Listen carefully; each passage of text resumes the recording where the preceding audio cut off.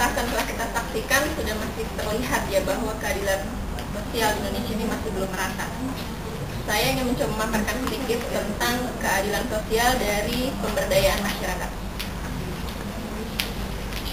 Oke, dimulai dari latar belakang, Pancasila sebagai dasar negara yang humanistik.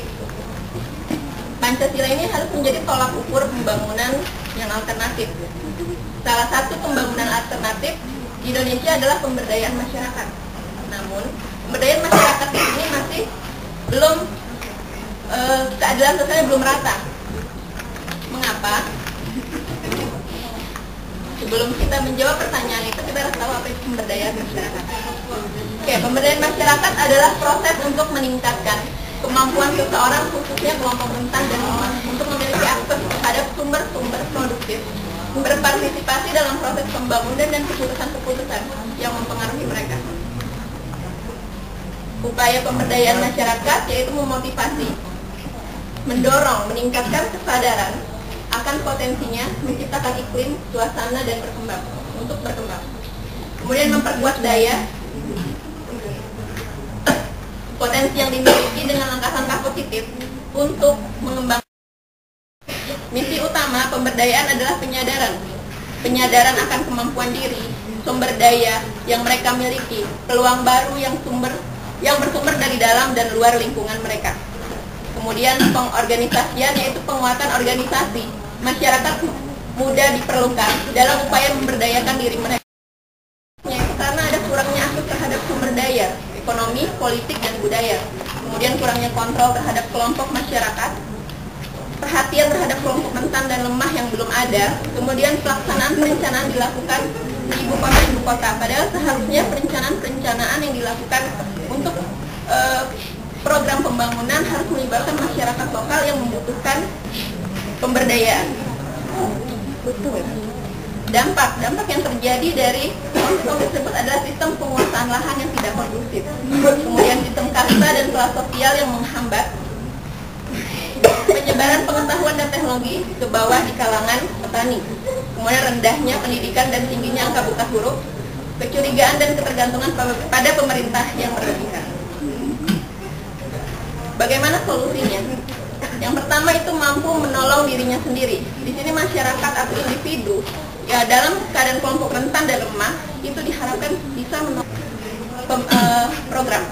Kemudian ikut berpartisipasi. Di sini yang agak poin yang masih ada, partisipasi yang dilakukan oleh masyarakat atau individu-individu yang dalam pelaku sasaran program adalah hanya menikmati hasil program, sedangkan tidak dilibatkan dalam perencanaan program tersebut. Selanjutnya itu pendampingan teknis.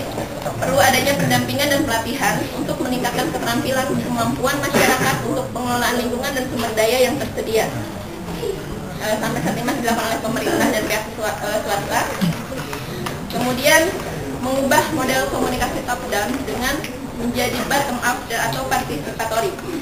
Pembangunan di Indonesia masih bersifat top down komunikasinya, yaitu bahwa pemerintah atau program atau rencana-rencana program dari masalah, jadi melihat dari real need atau feel need-nya masyarakat itu sendiri.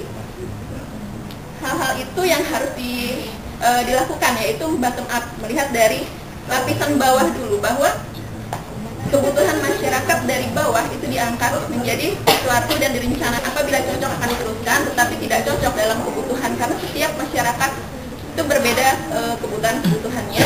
Jika bisa diteruskan, jika tidak, maka memudahkan perencanaan-perencanaan lain. Kemudian yang terakhir adalah pendekatan konflik. Nah, di sini gagasan memperbaiki komunitas didukung oleh kekuatan yang bersumber dari kekuasaan, kecerdasan, kekayaan, tapi dalam masyarakat itu sendiri.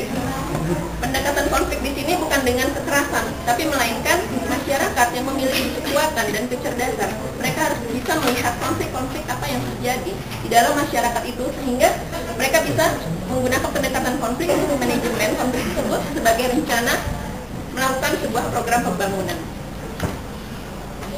Mungkin hanya itu yang saya paparkan dari tema pementasan ini. Sekian dan terima kasih.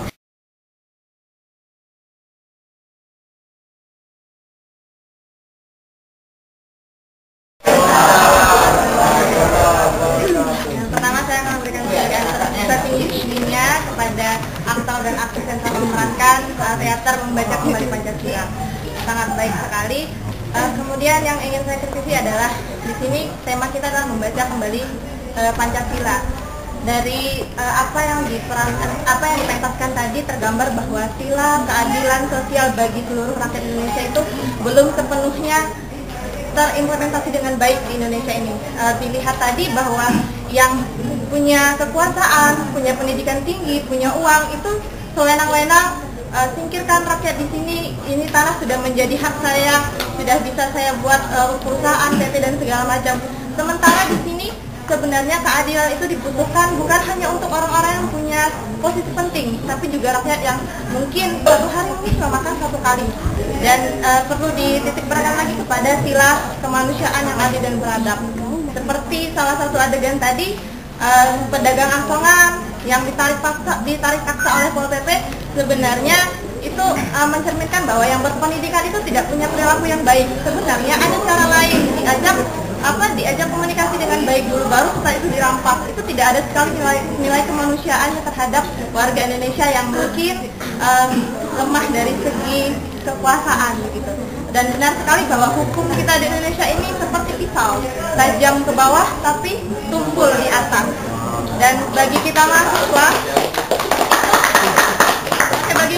memang benar, kadang ada kalanya mahasiswa itu memang harus melakukan aksi, tapi ada kalanya mahasiswa itu harus terjun dengan jiwa akademisi mereka, apa yang dimiliki mereka secara ilmu, dengan memberikan masyarakat yang memang sekarang sedang kita pelajari. Dan semoga kita sebagai agent of change yang punya ilmu lebih bisa memberikan sesuatu yang lebih, menjalankan Pancasila untuk Indonesia agar Indonesia lebih baik ke depannya. Terima kasih.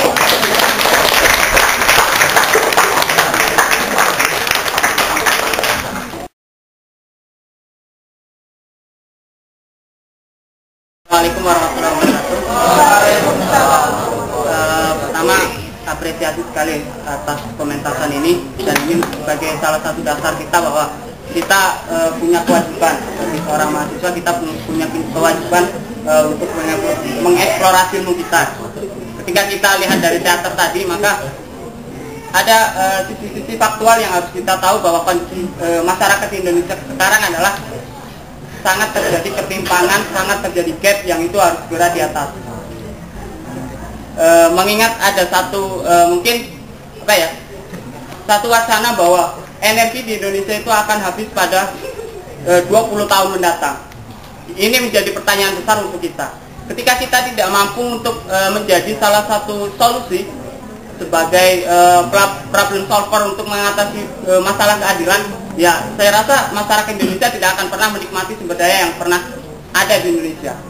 Sumber daya, kalau dari presentasi tadi ada namanya resource accessibility, kemampuan mengakses sumber daya sangat minim bagi masyarakat kita, terutama kalangan bawah. Dan akhirnya itulah yang menjadikan urbanisasi di negara kita cukup tinggi.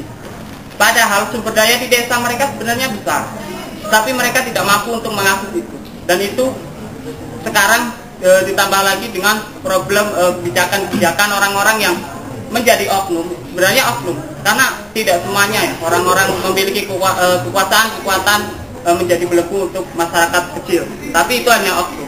Dan ini yang perlu kita berantas bersama sebenarnya. Dari masyarakat kecilnya kita berdayakan, dari atas kita berantas, baik itu korupsinya dan lain sebagainya. Itu yang ingin saya sampaikan ya. Jadi pada dasarnya kita punya kewajiban, itu yang harus kita tekankan sekarang. Bukan dengan aksi-aksi yang mungkin kita sekarang lihat demo dan sebagainya. Saya rasa itu penting, tapi kita ada porsinya. Kita harus proporsional bahwa kita juga perlu untuk terjun ke masyarakat secara langsung. Ini sih. Oke, luar biasa.